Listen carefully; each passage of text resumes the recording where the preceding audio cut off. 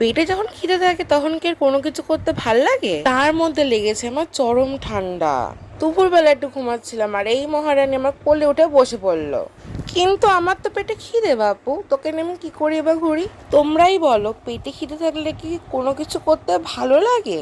তাই জন্যই ওকে নামিয়ে সুইগি বাবা জীবনকে খুলে বসে চেক করছিলাম যে আমার খাওয়ার মতো কিছুখানে আছে নাকি। সুইগি খোলার পর একটা জিনিস আমি ভালো করে বুঝতে পারলাম, খাওয়ার জিনিস তো প্রচুর আছে, কিন্তু আমার পকেটের অবস্থা ঘরের মাঠ।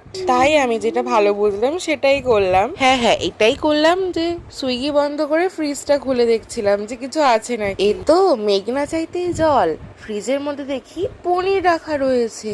পনির, তাও আবার আমাদের বাড়িতে! বাপরে বাপ, তাহলে আজকে এই পনির নিয়ে খেলা হবে, একটা এক্সপেরিমেন্টাল রেসিপি বানাবো, তাও তোমাদের জন্য। বেশি কিছুই না, ওই পনির আর বেসিক কিছু মশলা দিয়ে, কাজু কিশমিশ দিয়ে একটা টিকিয়ার মতো শেপ বানিয়ে নেব। দেখো আস্তে আস্তে সবকটাই আমি বানিয়ে নিলাম। আর এই শেপগুলো বানাতে গিয়ে তো আমার কাল ঘাম ছুটে গেছে, কিছুতে আমার মিস্টেক হয়েছিল সেটা আমি শিওর হয়ে গেছি। তারপর আর কি, খিদে সহ্য না করতে পারে ভেজে খেয়ে নিয়েছি, তোমাদের যে ভেজে দেখাবো সেটাও আমি ভুলে গেছিলাম। তো আজকের এই রেসিপিটা আমার ডাহা ফ্লপ করেছে, সবাইকে ধুতুই বলেছিল। আজকের জন্য একটুখানি রাধে রাধে।